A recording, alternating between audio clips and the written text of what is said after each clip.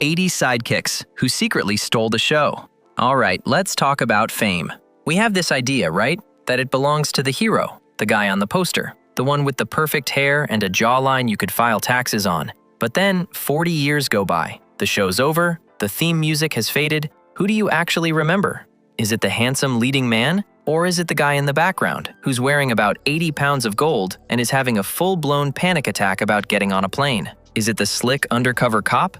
Or is it his car, an artificially intelligent car that had more personality than half the actors in Hollywood? The 80s were a golden age for these larger-than-life heroes. But here's the truth. The main characters got the fame, but the sidekicks? They got immortality. They had the moments we remember, the lines we still quote, the weird character quirks that are now permanently stuck in our brains. These weren't just backup singers. They were the secret stars, the ones who, let's be honest, stole the entire show right out from under the main character's nose. The 1980s was a wild time for television.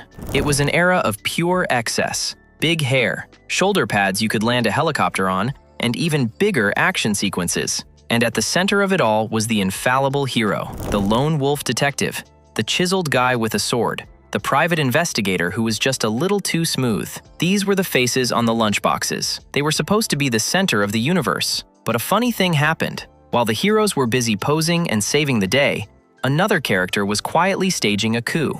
This was the decade where the sidekick truly became a powerhouse. And I don't just mean a loyal friend who says, "You got it, boss."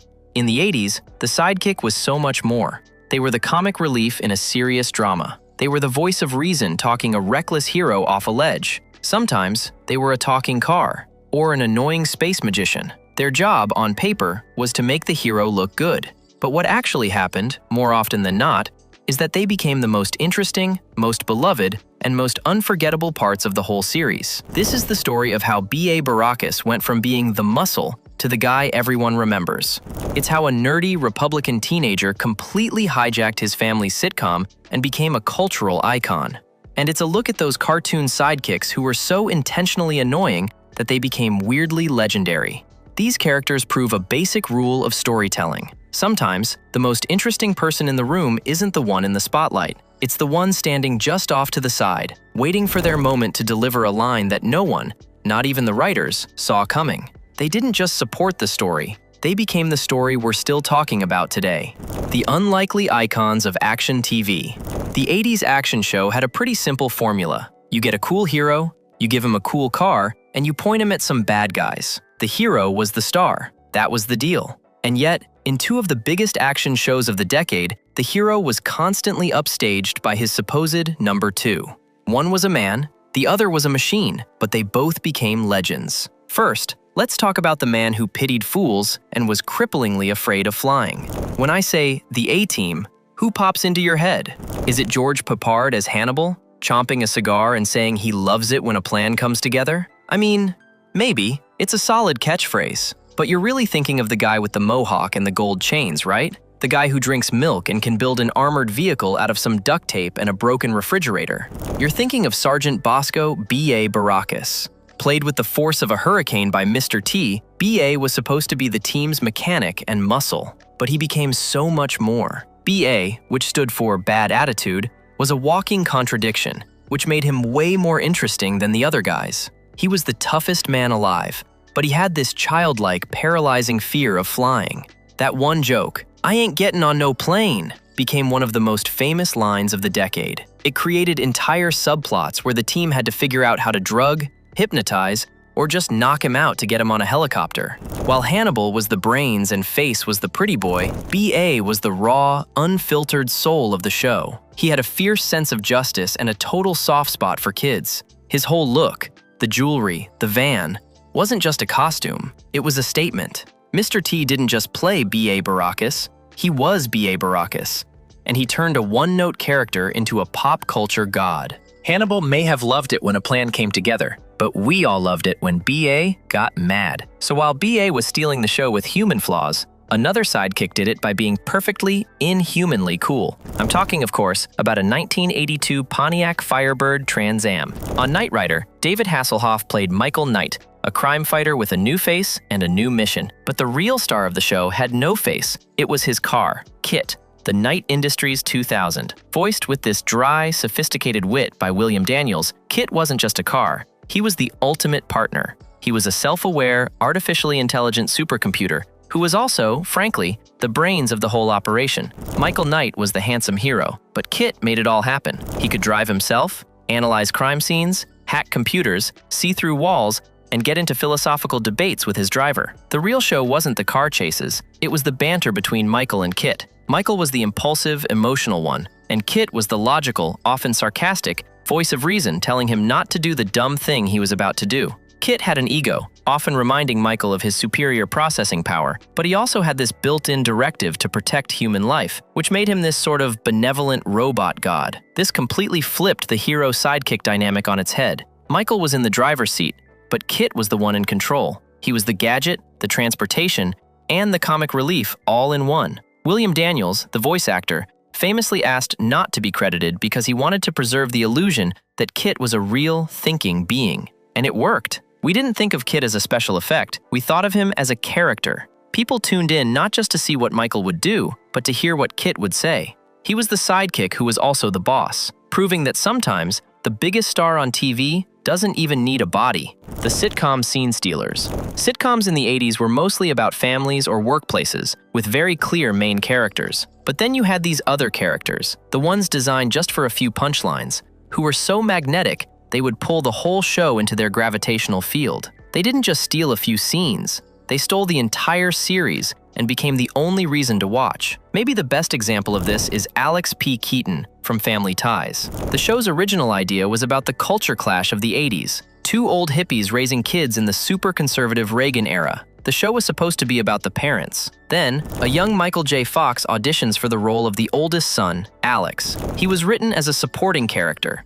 a kid who wore a tie, carried a briefcase, and worshipped Ronald Reagan. His whole job was just to disagree with his parents. But the second Fox appeared on screen, you could feel the show's center of gravity just shift. Fox played Alex not as a joke, but as this tornado of ambition, smarts, and weirdly charming neuroses. He was obsessed with Wall Street and money, but his grand schemes always blew up in his face in these hilarious and sometimes sweet ways. Fox's comic timing was just perfect. He could give a speech about trickle-down economics and make it the funniest thing you'd ever heard. Soon, the tension between Alex and his hippie parents wasn't just a running gag, it was the entire show. The writers, who were not dumb, leaned into it hard. Alex got more screen time, bigger storylines, and major romantic plots.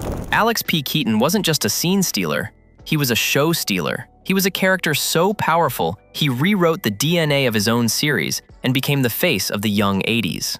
While Alex P. Keaton did it all by himself, another show proved that a group of sidekicks could become the heart of a series. I'm talking about Cheers, the bar in Boston where everybody knows your name. The show was built around the romance between Sam Malone, the ex-baseball player bar owner, and Diane Chambers, the brainy waitress. They were the leads. But if you ask anyone today what they remember about Cheers, they're not going to talk about Sam and Diane. They're going to talk about the two guys sitting at the end of the bar. They're going to talk about Norm Peterson and Cliff Clavin. These two weren't just background decoration, they were part of the building's foundation. They were the Greek chorus of working-class Boston. Norm, played by the great George Wendt, was an accountant whose life outside the bar was apparently a nightmare, but whose entrance into Cheers was a moment of pure joy, met with a loud, "Norm!" His one-liners were legendary. Someone would ask, "How's life treating you, Norm?" And he'd say, "Like it caught me in bed with its wife," which is just a beautiful piece of writing.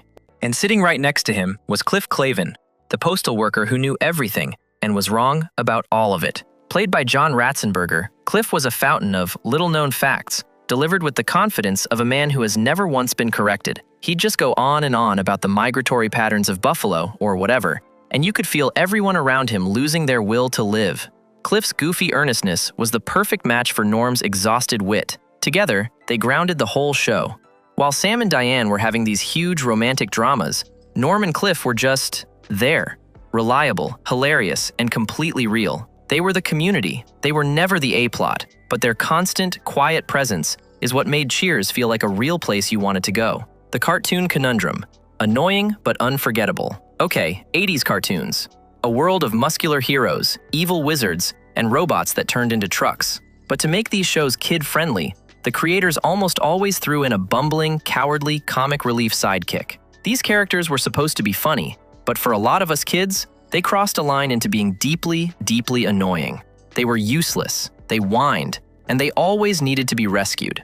And yet, through some weird magic of nostalgia, these characters we all claim to hate are now some of the most memorable figures of the entire decade. Leading this particular charge is, of course, Orko from He-Man and the Masters of the Universe. Orko was this little floating guy from another dimension named Trolla, whose face was always hidden by a big hat and a scarf. His whole deal was that his magic was completely useless on the planet Eternia. It always backfired. So while He-Man was, lifting a mountain, Orko would try to do a card trick and accidentally summon a demon. For a lot of fans, Orko was the worst. He was the reason things went wrong half the time.